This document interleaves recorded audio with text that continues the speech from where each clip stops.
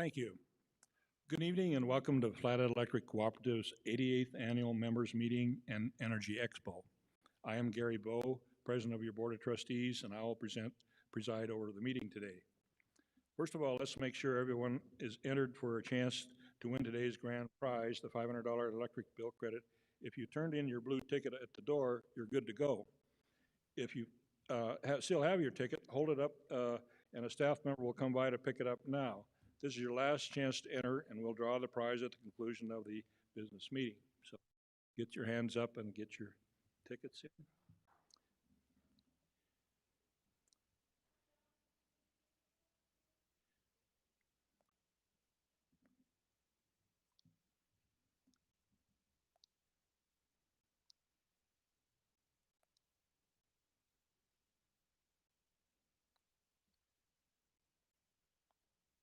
Okay. And now, Katie Fennings will sing the national anthem.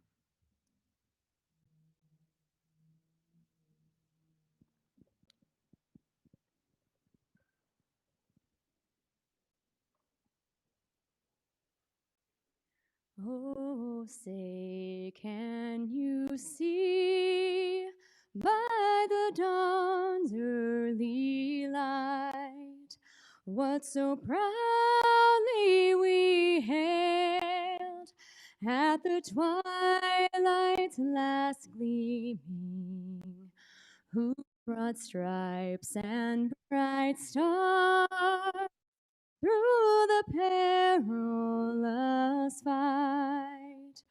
O'er the ramparts we watched were so gallantly streaming, and the rocket's red glare, the bombs bursting in air, gave proof through the night that our flag was still there.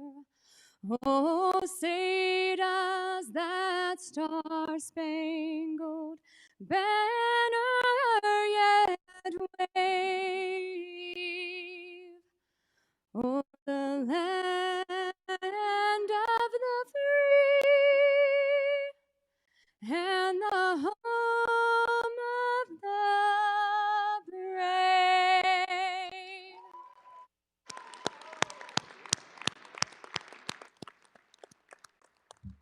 That was wonderful, Katie. Thank you.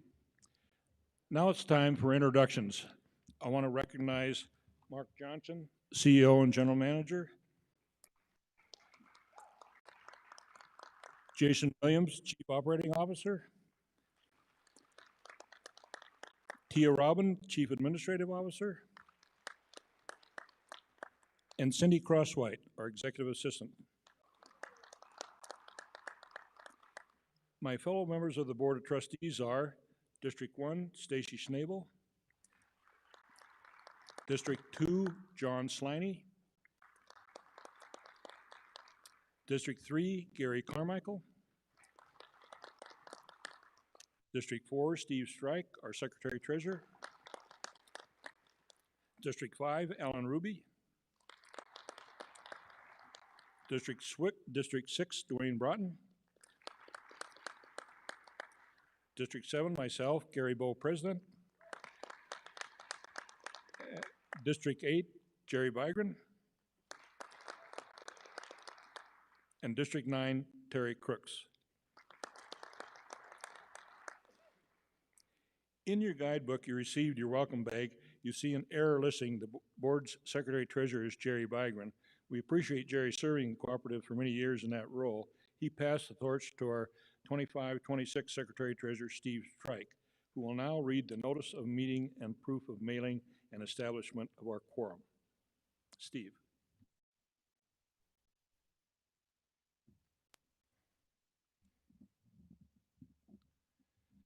As Gary said, my name is Steve Strike. I am the Secretary Treasurer of Flathead Electric Cooperative, and I hereby certify that on the 25th day of March 2025, the cooperative mailed 9,194 postcard notices of the annual meeting to be held on April 17th, 2025 to members of the cooperative. By depositing such notice with postage prepaid thereon, addressed as aforesaid in the United States mail, and the attached notice is a true and correct copy of said notice of said meeting. Also, on the 25th day of March 2025, the cooperative sent 47,297 notifications of the annual meeting to be held on April 17th, 2025, via email informing members of the meeting. The number of members present today is 446 at this time on Thursday, April 17th, 2025. We have a quorum. Thank you.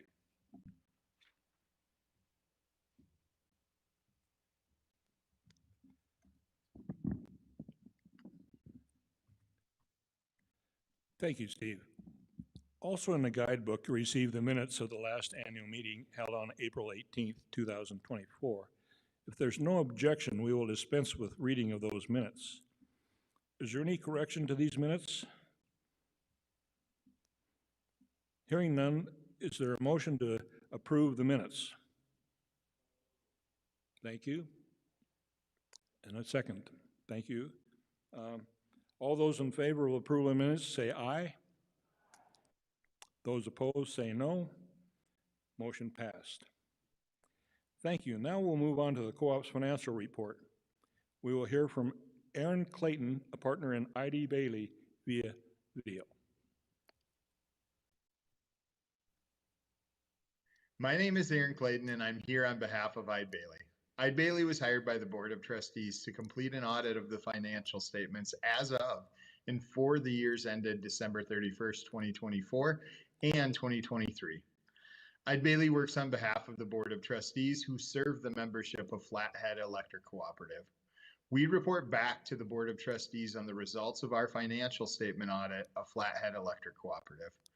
We have audited the financial statements of Flathead Electric Cooperative, which comprise the balance sheet as of December 31st, 2024 and 2023, and the related statements of operations, equities, and cash flows for the years then ended, and the related notes to the financial statements.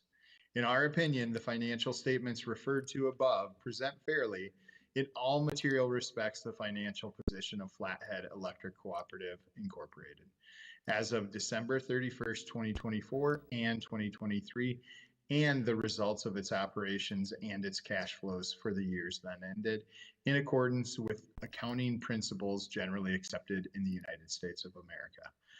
We thank Flathead Electric Cooperative for the opportunity to work with your organization and to present the audit information to the membership as part of your annual meeting.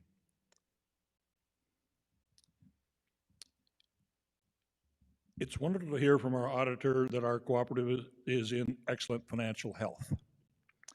Is there a motion to accept the audit report and financial statement? I was moved and seconded. Thank you. All in favor say aye. Opposed? No. Motion passed. Vice President Schnabel will turn to the other key issues of our annual member meeting and election.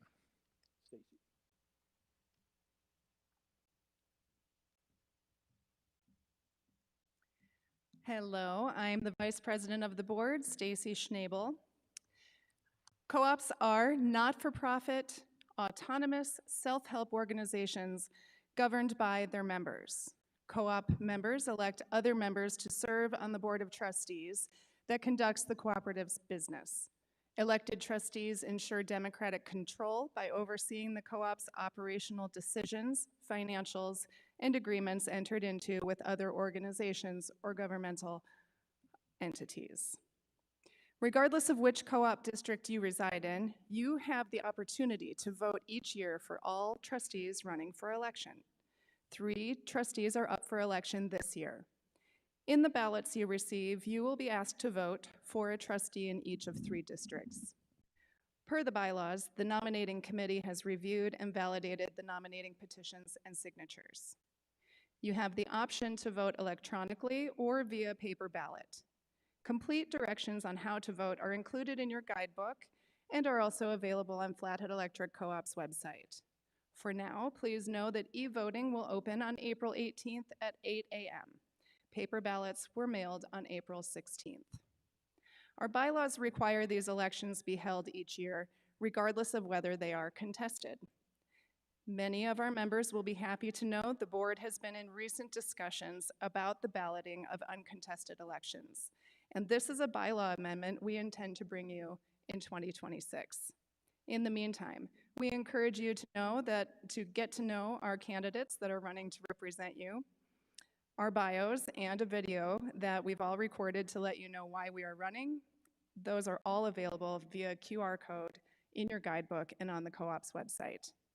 You can also view these videos outside in the Energy Expo at the elections booth.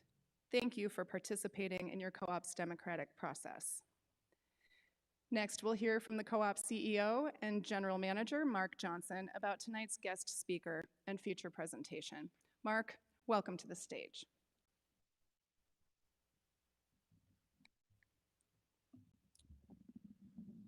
Thank you, Stacy. I really appreciate everybody taking the time to be here. I am Mark Johnson, the CEO and General Manager at Flathead Electric Cooperative, and let me be hopefully not the first that has welcomed you here. I hope you've heard that before, but let me welcome you as well as the rest of our employees have hopefully earlier when you entered.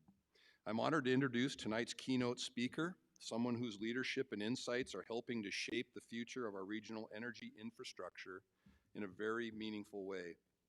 Rick Dunn is the General Manager of Benton Public Utility District, headquartered in Kennewick, Washington. Rick is a graduate of Washington State University with a Bachelor of Science degree in Electrical Engineering, and he is a registered professional engineer. Benton PUD serves a vital role in Washington State, providing electric utility services to tens of thousands of customers across Benton County. But Rick's impact reaches far beyond the boundaries of the PUD. With more than 38 years of electric utility engineering and operations experience, he brings deep understanding of both the technical and strategic dimensions of a utility management.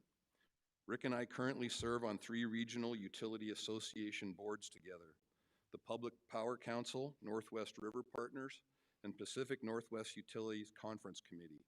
So I'm very familiar with the expertise and excitement Rick brings to our industry. Throughout his career, he has combined a strong engineering foundation with a visionary leadership style. He has served in various roles at Benton PUD, including energy planning, power supply, and resource adequacy, experience that directly informs today's discussion.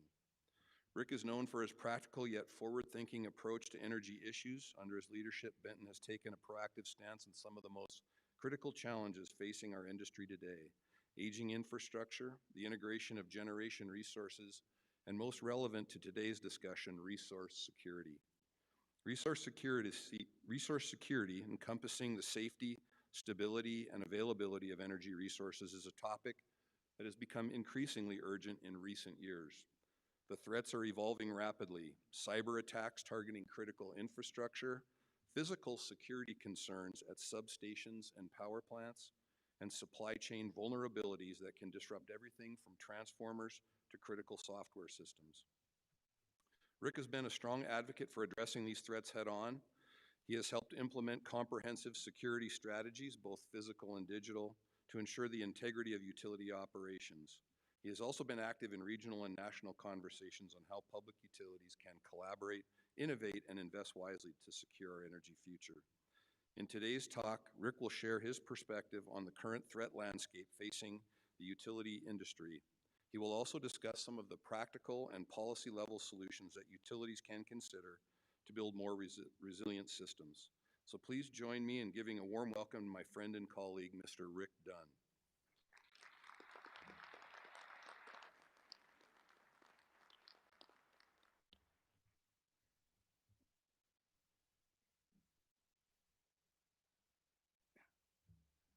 Well, thank you, Mark, and thank you for inviting me. This is just quite an honor to be here in your beautiful community. I don't have long. Mark and I did conspire for me to maybe run over a little bit, so just so the team knows. I want to launch this correctly by just right out of the gate just saying that I think the greatest threat to resource security in the United States is actually our overly politicized and ideologically driven energy policies themselves. And I believe the solutions will be found in a significant course correction that's grounded in what many are referring to as climate and energy realism. And so let's get real by looking at what the data says about a wind and solar fueled energy transition. And so I'm going to wander around out here. The first reality check is, first of all, energy is simply the capacity to do work. So far, after decades of investment and trillions of dollars, wind and solar provides 2.4% of primary energy, which is surprising to many. And you also need to recognize that electricity is only 20% of energy. So decarbonizing the electricity sector is simply baby step one of an energy transition. With regard to emissions, which is why we talk about an energy transition, they're on the rise, they've been on the rise, and they continue to be on the rise, in spite of the fact that the United States has reduced our emissions by over 1 billion tons, 1.2 to be precise. China, during the period between 2007 and now, has increased their emissions by an amount of 4.9 billion tons, which is actually more than the US emissions total today. So simply are swamping doing. And so why is that? Well, they built 168 or permitted 168 coal-fired power plants in 2022 because they're tired of being poor.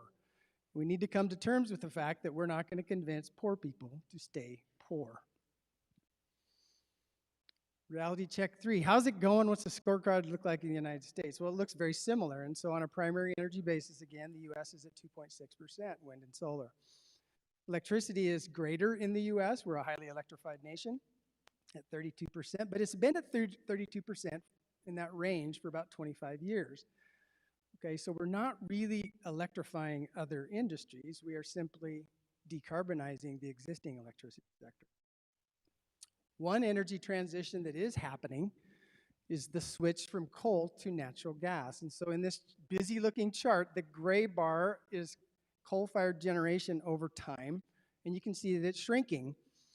The orange bar is natural gas, and you can see it's growing. The line that you see are emissions, which are correlated to the right-hand y-axis. They have been going down, and so the U.S. reduction in emissions is largely attributable to fuel switching from coal to natural gas.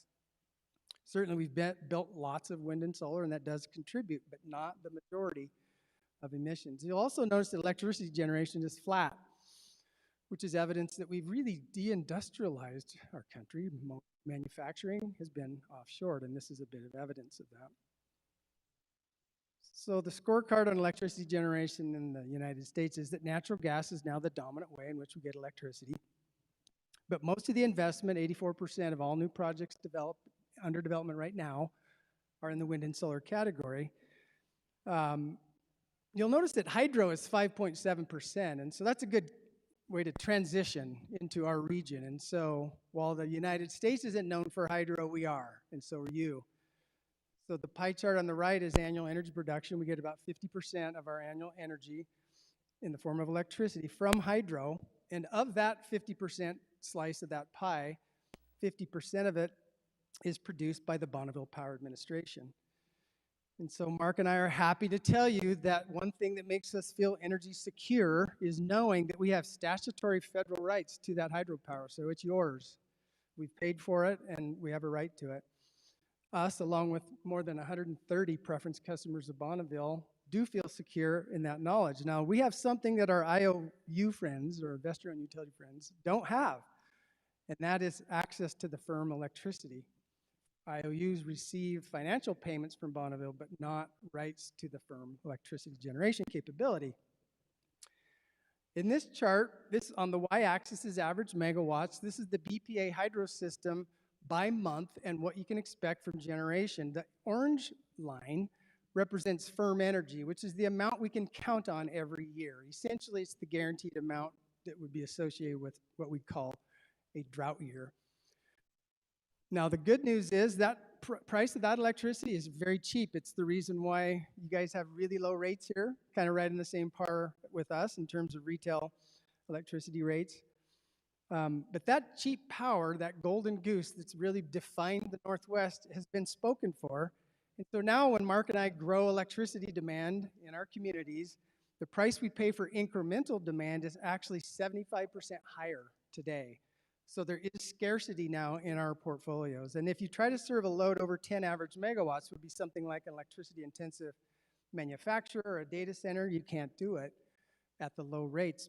The Bonneville rate to do it, and nobody takes them up on it, is 260% higher than Tier 1. So that's the reason why in this chart, if you look at this, again, a little busy, but Mark and I are in the top 10 list. I told him this before the meeting. These are Bonneville off-takers by load. On the left-hand column, that's the amount of electricity demand the utility has. And you'll notice that we're in the same company as our friends on the I-5 corridor, which is largely in Washington and Oregon, is in Washington, Oregon, heading on down to California. So you can see as you move across there in the middle, NLSL 2028, those are loads that are ineligible to be served by the Bonneville system. And so we have a couple of utilities with big data center loads. And then if you have your own existing resources, you have to debit that from your load. And then what's left over on the right-hand side is the load that's served by Bonneville. And that's where Mark and I and many other utilities have common ground. And as you'll notice, that we get almost 100% of our electricity from the BPA portfolio. So you can imagine why we would all be frustrated, and I, being from Washington State, more frustrated than others, that when our own governors conspire with the federal government to actually reduce the amount of generation through what I'd call pseudoscientific approaches to spilling more water. In fact, water spills so high that the salmon can actually get the bends. It gasifies the water. We used to be told 110% was the limit, and then it went to 115, and then 120, now 125. So kind of an attempt to turn the hydro system into a series of waterfalls. And then our state, they were able, under the Biden administration, to wrestle control of water temperature regulation, and our standards actually are too high for the Snake River, for example, which comes in from Idaho, to even meet the standard. So that's setting the system up for failure. So on one hand, screaming from the mountaintops, 100% carbon free, we must have it now, it's urgent. And on the other hand, we're doing things to undermine the hydro system. So very frustrating. Those two states collaborated with 4 tribal entities, which are known as the 6 sovereigns, to negotiate an agreement outside of significant utility sector engagement, which was a big frustration to us, right, Mark? And they didn't involve Montana, just so you know. And then what came out of this collaboration, or these backdoor meetings, was a proclamation that a centerpiece action for salmon recovery would be to breach the Snake River dams, which are in my backyard. That's 3,000 megawatts of generating capacity that we count on, and count on even more for reliability, not just average energy. So the balancing act that utilities are engaging in, which is to provide affordable, environmentally responsible, and reliable electricity, is getting harder. Now, I don't want you to leave here in a panic, because we're in pretty good shape thanks to our hydro system, but it's eroding, and we don't like that. But when you, on the three-legged stool, if eliminating CO2 is valued above all factors, you cannot have 100% of one of those legs and not compromise the 2 legs. And so in our state, we are shutting down all coal-fired power plants. We didn't have many, we had 2. We helped shut down a couple in your state. You're welcome. And no new natural gas in either Washington or Oregon. So what we essentially have been told is you must build wind and solar, and nuclear is eligible, and I'll talk about that later. But this is problematic, and it's becoming problematic not just in our states, but across the nation. If you look on the right-hand side, of this slide, I want you to know that federal production tax credits and investment tax credits for wind and solar are so lucrative that they actually can bid those projects into power markets at negative prices. The consequences of that is that reliable technology that needs energy sales to stay in business are going out of business. So we're shutting down dependable generation based on these oversized federal tax subsidies for favored wind and solar technologies, which, by the way, back to my earlier slides, are only providing 2.6% of primary energy, okay? So we're only just a little ways into this energy transition, so-called. And on the left, what you see is an infographic from the North American Electric Reliability Corporation. It says red alarm here. We've got some areas that we're shutting down plants too fast. In the yellow are those that are on the brink, and then those in the blue are supposedly at a normal risk. But the net effect is we have half the U.S. barely into an energy transition that are already at risk of increased blackouts. And so the question then becomes, well, what is normal? If you're in the normal area with me, which we are, then why is it that we almost had blackouts in the Northwest in January of 2024? What this slide shows is that during the cold snap over the MLK weekend and week that you, I'm sure, will remember here because it was cold here, the Northwest was actually importing over 5,200 average megawatts. That's 5 nuclear plants worth of energy. And the post-mortem analysis, what was learned is that the electric grid and natural gas pipeline systems together are really at immediate risk and have no margin for error. And so we walked right up to a blackout cliff. And the imported electricity that we were relying on came primarily from the desert Southwest, from nuclear, thermal plants, natural gas, and coal. California wheeled the electricity but did not provide net generation from their solar projects, which are very well known in the nation. And so this is a busy slide that just shows you something, which is it's not unusual to import and export electricity. We do it, and it's a good thing. But in the Northwest, it is unusual for us to count on those to the south to bail us out during peak load periods. And so what this is showing you simply is that everything above that black zero axis means the Northwest was exporting. But these last couple of years under these cold snaps, we're now importing. So that little bit of coal that we have shut down, growth in electricity demand, and then a hydro year that's droughty, we're up against it. And so you're in it with us. So this is something that all politicians need to understand, is that the laws of power grid physics are unforgiving. And in order to maintain supply and demand balance, you have to have enough generation resources to meet demand.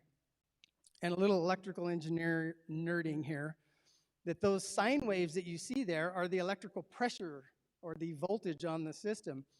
And when the demand and supply are not perfectly balanced, you don't get a perfectly 60 cycle per second sine wave. And so what we need is to set the cruise control at 60 and then make sure that supply and demand are balanced perfectly moment by moment. If they're not, the consequences are blackouts. And so that's not political, it's the physics. Now let's go back to the January 2024 event and let's look at it with a little bit of physics in mind now. And let's grow the area beyond really the Northwest to the greater Northwest because that's the data I had available. This is the aggregate demand for electricity in that big gray area. And you'll notice that it has a rhythm to it. It has a shape to it. That's what I like to call the rhythm of life. Waking up, going to work, coming back home, making dinner.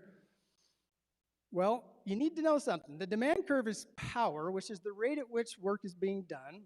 But the area under the curve is energy. You can splash a lot of area under the curve, but you still have to match the demand curve. And so this is how we match the demand curve during that cold snap. Blue is hydro, and it sits on top. You notice the shape of the hydro production curve looks just like the demand curve, right? It's following the rhythm of life. Coal is flat for the most part, moving around a bit, but natural gas also has the attribute of being able to flex. And you'll see there's some load shaping in that. What happened during this period is that wind energy started strong, but as the wind goes, so goes the generation. And so the generation dropped by 94% just as the cold air was setting in. And so what we're really doing now is we're playing an increasingly risky and costly probability game. And by the way, I didn't mention solar has a bit of a nighttime problem. It only makes electricity in these little bubbles during the day. And so when it's cold at night, you can't count on it. And so this is a cautionary tale. Again, not to be hyperbolic, but we're walking up to something here, and you need to know this, and our politicians need to understand this. And here in Montana, you had temperatures minus 36 degrees Fahrenheit, and the wind turbines in all 3 balancing areas that I show here went to 0. So you had none. But don't feel bad, because in Washington State, we didn't make any either. We were at 0. In fact, most of these wind farms were at negative because they needed to heat the equipment to keep it from freezing up. You want to read more about it? I wrote a Substack on it, and my wife's artwork is featured there. So now I'm going to warn you about Washington and Washington policies. It's going to impact you whether you know it or not. Washington State has 70% CO2-free electricity today. I have 95% CO2-free, but that's not enough.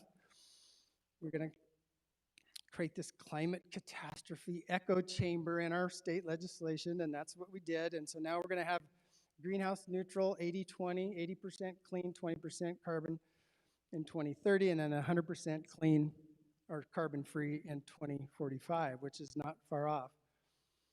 So here's the picture of where coal-fired power plants are. There's not much in the Northwest, but I simply want you to know our strategy is to shut down the last one we have here this year. That means that 5,000 megawatts we needed before just went up 730 megawatts because that plant's not going to be available.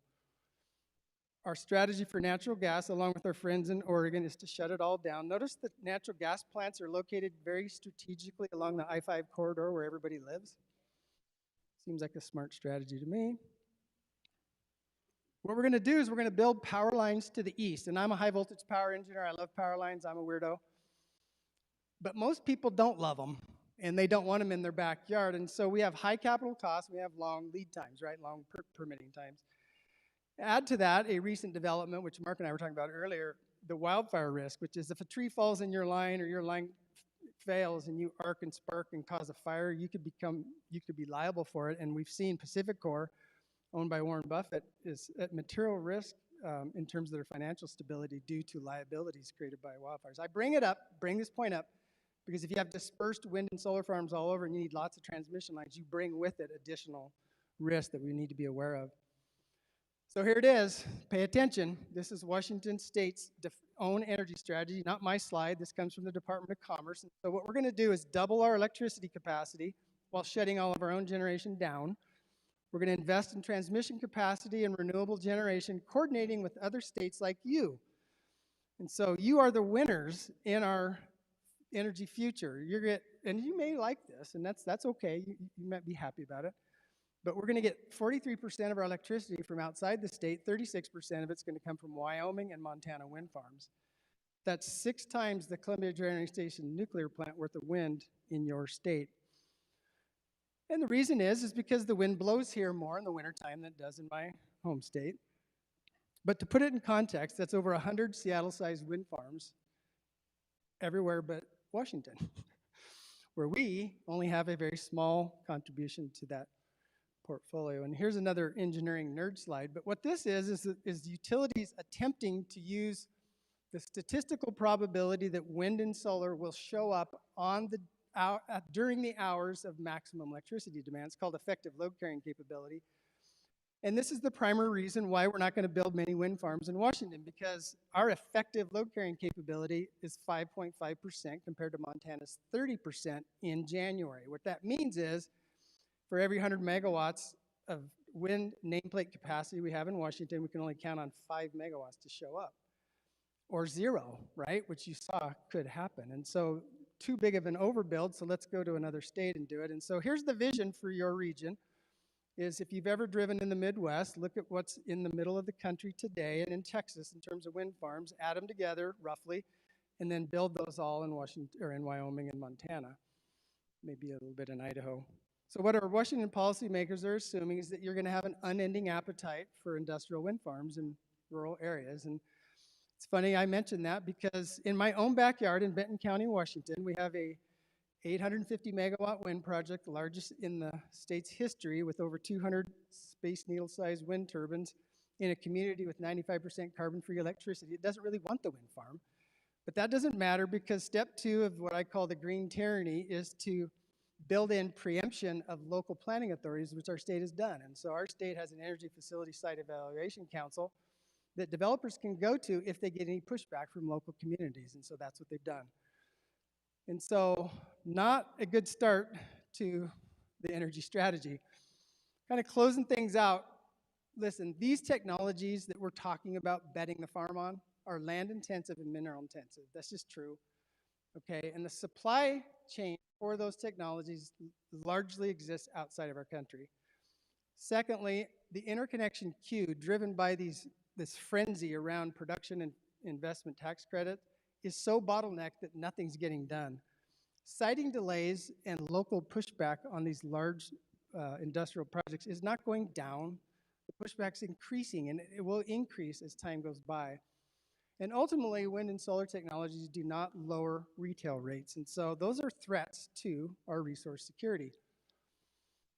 Supply chain, the amount of mining that we will have to do to actually continue down this energy transition based on wind and solar is between 500 and 1,800% increase in the minerals required per watt of electricity, which is driving the cost of these technologies up from a capital standpoint today. And that trend is continuing.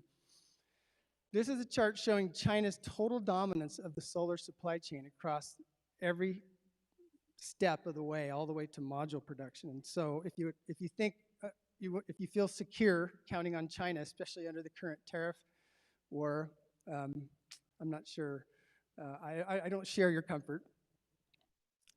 Solar energy is 51% of all the generations being developed, followed by wind, and then natural gas, the one I love, is at 7%. And don't forget, solar, we have between 500 and 600 million solar panels today, providing less than 1% of primary energy. So we're not even hardly in the single digits. And if we continue on the rate we're going, we're going to have 1 billion solar panels to leave to our kids in the next 3 to 5 years. And then they'll all have to be replaced in 25 years. So that's not really a secure plan in my mind. The investment tax credits and production tax credits represent 18 times more in federal tax credits than the entire hydrocarbon sector combined. I wish we didn't have these subsidies at all, frankly, but it's also 9 times more than nuclear sector. And so you'll notice that chart on the left, those tax credits have been humming along for a long time, but then the Inflation Reduction Act, which did exactly the opposite of what it said, is going to drive those ITCs and PTCs through the roof. And so that's created this interconnection frenzy that I talked about. Bonneville not only is the marketer of the hydro system that we count on, they're also the owner and operator of 75% of the Northwest grid. And so they know what's going on, and so do the people who are trying to build all these wind and solar farms. And what they've done is they've come in and they've swamped the Bonneville interconnection queue with over 300 generation interconnection requests simultaneously being processed. How do you know who the winners and losers are going to be in that, right? Which ones will actually get permits? It's highly volatile, and so that's a problem in and of itself. But then if you add the fact that those blocks on the right are how many miles of transmission line Bonneville has built in the last number of decades, and you can see it's just not something we do much anymore. And so you can't just flip a switch and all of a sudden now you're going to build as many lines as you want. So we got to come to terms with the fact that land use conflicts, they're proven to be the limiting factor in the growth of these renewables. Again, that we've just barely started, frankly, when you look at primary energy. A guy named Robert Bryce, who I follow on Substack, has actually compiled a database of all the rejections of local planning authorities of these large projects, and you can see the line is going up. There's been over 735 different jurisdictions that have said no. This chart is relative to costs, and so we're told that these technologies are cheaper and that our costs are going to go down, and that's not true. It's actually a lie. According to the International Energy Agency, every 10% increase in solar and wind penetration into a grid, you can count on a 5 cent per kilowatt hour increase in your rates. I looked at Mark's rates, that'd be 50% increase in your rates here. We're down in the sub 10 cents, so just look at this chart. It goes as high as 25, 30, 40 cents a kilowatt hour, and California is right there with them with a big solar push that they've been pushing for. And it's a quote from a gentleman that said, Britain's push for net zero is basically an act of national economic suicide because it's leading to deindustrialization, no manufacturing. Manufacturers can't function with electricity costs so high. Well, what if we change the narrative totally? What if we built as little transmission as absolutely necessary? And what if we found some common ground by building reliable generation plants that are energy dense, small footprint, low or no CO2? We could get by with the low, bend the curve, and build it closer to where people live, as opposed to often rural areas, because inflaming the urban-rural divide isn't going so well, and I don't think it's going to get better. Big tech knows that my plan is not a bad one. They know that reliable electricity is equal to natural gas plus nuclear. And on the left, Mark's favorite cartoon, I know it is, he just told me, that my wife and I came up with, is that big tech spent many years convincing all of you that they're going to power their data centers with wind and solar. But they weren't. They were buying renewable energy certificates and they were greenwashing the true source, which is natural gas. And that's what's happening in my backyard. And so they know this. And so what you're seeing is that AI, artificial intelligence, is driving a huge natural gas boom. And you can't even get a gas turbine now to make electricity. I think the backlog is 6 or 7 years. So they know, and they're sucking it up. And then they know that nuclear is really the long game solution for always on, steady, carbon-free electricity. But we gave up on nuclear about 30 years ago. But there's hope, and there's hope for our kids and grandkids. In my backyard in Richland, Washington, Amazon has committed to funding the development cost of a new small modular reactor project with up to 12 80-megawatt modules, so that'd be great. They're providing all the at-risk money, which is like, whew, you know, I don't want to be the GM who repeats the whoops debacle for those of you who have been around long enough to know what I mean by that. This technology that they're providing, or that they're proposing by X Energy, is meltdown proof and walk away safe. The fuel cannot melt.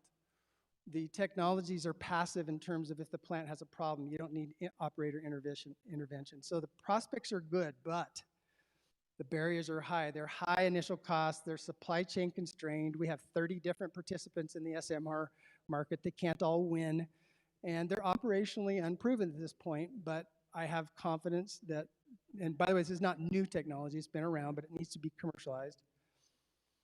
And so I'll close by saying this. I've given you a lot to think about. Hopefully you picked up on the theme that I'm trying to build here. But Secretary of Energy, Chris Wright, who's a really sharp guy, offers me a bit of hope, and he is a climate and energy realist. Read about him. But it does beg the question about states like Washington and Montana. Can we find common ground, or do we have irreconcilable differences? I would suggest, this is my prediction, that if you leave natural gas on the table in your state, you will have economic prosperity. If you don't, prepare to be disappointed. And so, final slide. Here's my recommendation. Here's what I'm advocating for. Here's what I hope we can all put pressure on our politicians to do, and that is to keep every drop of hydropower that we have. I want fish. We all want healthy fish, but we need to optimize our investments in the programs that we're investing in. We need to eliminate those outsized tax subsidies. This is a reliability crisis of our own making. We need to stop. You need to let wind and solar compete on a more level playing field. You got to keep natural gas on the table, bend the curve. Don't go over reliability and cost cliff. We're not going to change global temperatures, okay, by doing that. And nuclear is the long game solution. And so here's my AI-generated vision for you to soak on. And this is a natural gas to nuclear, otherwise known as N2N, an energy-abundant future where we have reliable, resilient generation technologies. We can work together with folks to bend the CO2 footprint, have cleaner energy, and then build it closer to where people live and have some jobs. How's that? All right. So that's it. I have no idea how I did on time. So.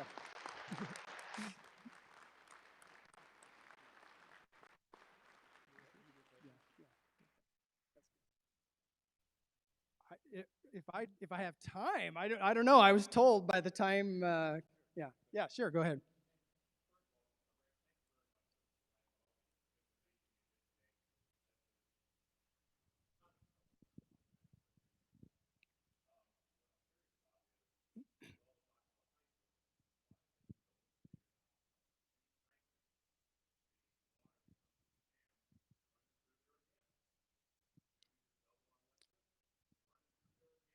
It's called pump storage. Mm-hmm.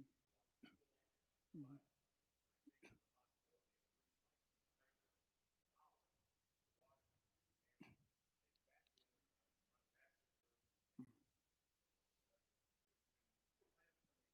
So what you're proposing has been done. I worked for a company in Phoenix called SRP, Salt River Project Power District, and they did exactly what you said. The water would come down. They had reversible generators that could be turned into pumps, and they did it. So it is doable. There's also pump storage, which is to take water out of, for example, this is being done at Grand Coulee Dam. Grand Coulee has in the forebay pumps that pump water up into Banks Lake. Those can be ran backwards and make electricity. So it can be done. I would say for the main stem Columbian snake, it's not going to happen. And it's about fish and wildlife, and it's salmon mitigation. I can't even imagine this even being on the table. So I love creative thinking like that, but it has been thought about. It's just not going to happen in the main stem. There's another pumped storage project near Goldendale, Washington, on your way down to Portland, just south of where I live. That's about a 1,200 megawatt pumped hydro project that would pump the water up a hill, store it in a reservoir, and then pump it back down. Very capital intensive, very long lead times, very permit and environmental impacting. So that's problematic too. So you bet. Yeah.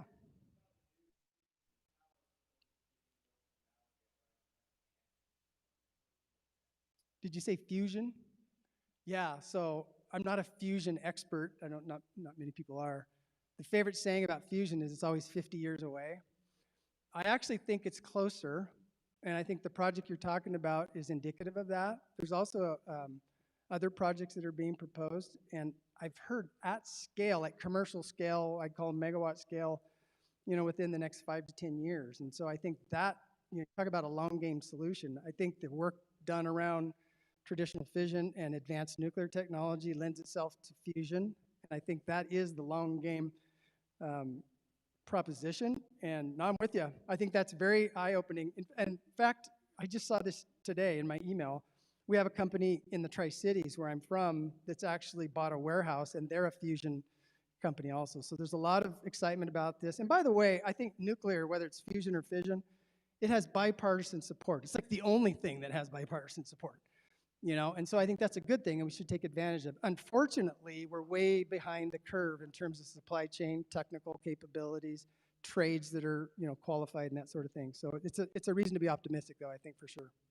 Yeah. Thank you so much. It's great to be with all of you.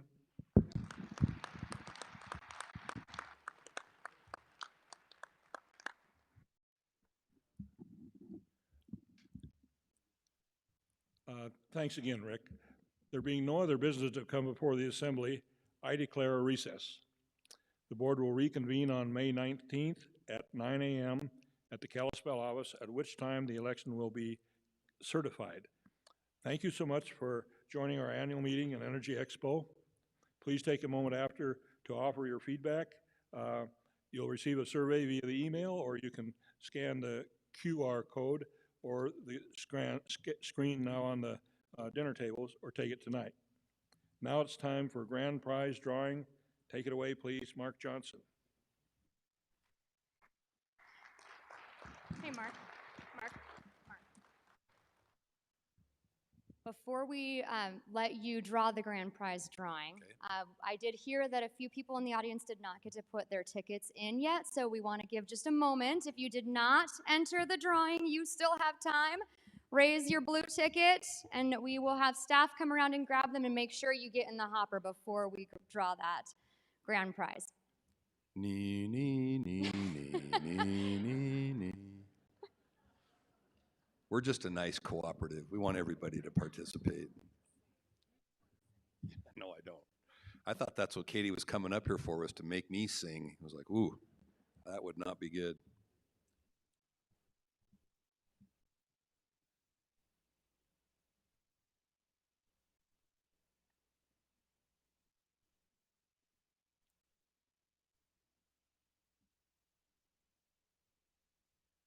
Do we have more, Will?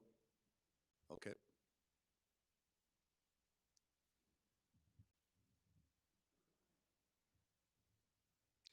So I'm going to just read a little bit. Unlike the prizes in the Energy Expo, you do have to be present to win this one. So if we draw a name that someone's not here, we'll draw another name, and we will ask the winner to please meet Katie right here in front of the stage for a photo and to collect your prize. So are we all ready to go?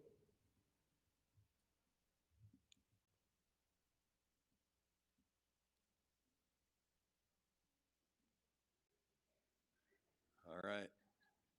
The suspense.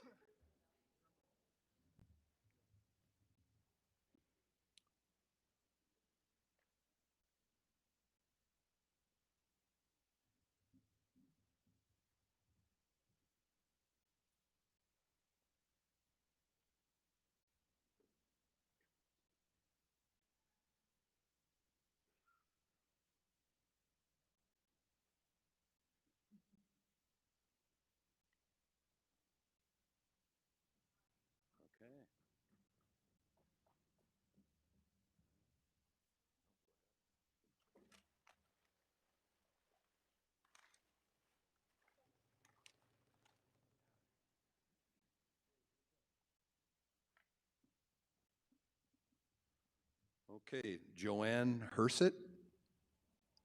Okay, looks like she's here. Okay. Okay, just a reminder to please come up and collect. That concludes the business meeting. We invite you to continue this conversation in the Energy Expo and grab a bite to eat if you haven't already. And thanks again. I really want you to know we appreciate you guys attending our annual meeting and hope you have a great night. Thanks again. Bye-bye.